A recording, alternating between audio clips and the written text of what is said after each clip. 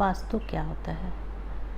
वास्तु बहुत ही टेक्निकल चीज़ है, बहुत ही साइंटिफिक चीज़ है, लेकिन हमने आज की डेट में उसको बहुत ही एक अजीब सा बना दिया है। वास्तु को लेके बहुत सारे वहम हो जाते हैं, वास्तु को लेके बहुत सारे मिथ हैं। तो ऐसा हो गया वास्तु कि एक तो हर एक इंसान को ही पता है कि वास्तु क्या होता है। कोई आपको कुछ एडवाइस देगा, कोई आपको कुछ देगा। कोई बोलेगा यहाँ कछुआ रख लो, कोई बोलेगा ये फूल के पेड़ लगा लो और ये फूल के पेड़ मत लगाओ। तो ऐसी बहुत सारी चीज़ें हैं जो हम डेली लाइफ में सुनते रहते हैं और हम न्यूज़पेपर्स में और कहीं ना कहीं पढ़ते रहते हैं, इंटरनेट पे ऐसे। तो सारी चीज़ों से कन्फ्यूज़न भी होता है और कई बार तो कई लोगों को मैंने ऐसे देखा, लोग इतनी सारी चीज़ें कर लेते हैं और परेशान होते रहते हैं कि हमने तो ये भी कर लिया, हमने तो ये भी कर लिया, कि कुछ हो नहीं रहा। तो मतलब जो मुझसे कंसल्ट करने आते हैं वो भी बताते हैं कि हमने ये पढ़ा तो हमने मैम ऐसे कर लिया, दीदी हमने ये रख लिया, किसी ने ये बता दिया, किसी ने ये बता दिया। और वास्तु मीन्स कि उसमें ईच एंड एवरीथिंग डाल दिया जाता है। कलर भी डाल दो, ये कलर आप यूज़ करो, ये बर्तन आप यूज़ करो, ये दरवाजे, ये खिड़कियाँ, XYZ इतनी चीज़ें सुन के परेशान हो जाओ। तो क्या ये सही है कि हम बहुत सारी चीज़ें हैं लाइफ में पोटेंशियल करने की, उन सब चीज़ों को छोड़ के सारे वहम में जाएं? हर चीज़ बहुत अच्छी है, भगवान ने जो भी चीज़ बनाई है वो हर चीज़ अच्छी है, हर साइंस अच्छा है, हर किताब अच्छी है। लेकिन हमारे ऊपर है हम उसको किस तरह से पढ़ रहे हैं या हम उसको किस अच्छे तरीके से यूज़ कर रहे हैं, तभी तो उसकी महत्ता है।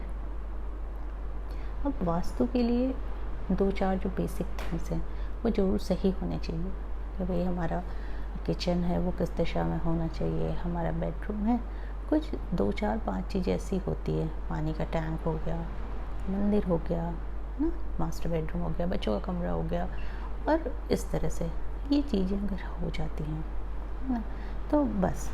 अब इसके अलावा भी कभी हम बेल, वो चाइनीज़ बेल लगा लेते हैं कि इससे कुछ होता है, तो उसको समझो। वो बात उसकी नहीं है कि आप वो बेल लगा लो, घंटी की आवाज़ है वो वैसी इतनी सुरीली, इतनी खूबसूरत होती है जैसे मंदिर की घंटी होती है। तो मंदिर की घंटी भी अगर वहाँ बजाएंगी ना तो अच्छा लगेगा। अब उसका पर्पस क्या है कि वो इतना हल्का होता है कि हवा से भी वो हिलता है तो उसमें से आवाज़ आती है। तो इसका मतलब ये नहीं कि मतलब उसको आप एक कि नहीं वही हमें ला के लगाना है। अब पौधा है, फूल है, चाहे वो कोई भी फूल हो, भगवान का बनाया हुआ है। ऐसा हो ही नहीं सकता कि ये फूल ख़राब है, ये फूल अच्छा है, ये फूल अच्छा नहीं है। ऐसा कभी नहीं होता है। हर फूल, हर पौधा, हर पक्षी, हर पेट, सब कुछ बहुत अच्छा है। ये प्रकृति की देन है। कई बार हम बोलते हैं ब्लैक डॉग मत रखो, वास्तु के हिसाब से सही नहीं। कैसे? वो तो इतना निरीह सा, निर्मल सा जीव है, कोई छल कपट नहीं है, वो पूरा कैसे हो सकता है? उसको तो प्यार करो तो उसके बदले वो आपको 1000 गुना ज़्यादा प्यार देगा। हम पक्षी रखते हैं घर में, तोता रखते हैं, कई बोलते हैं रेड कलर का नहीं रखो, ग्रीन रखो, ग्रीन नहीं रखो, वाइट रखो। ऐसा कुछ भी नहीं होता है। प्रकृति की हर चीज़ की अगर हम सुरक्षा कर पाएँ, हम उसको सहेज के रख पाए चाहे किसी भी रूप में, तो वो हमें कहीं ना कहीं वो बढ़त ही देगी, खुशी देगी, एटलीस्ट हमारे मन को सुकून देगी।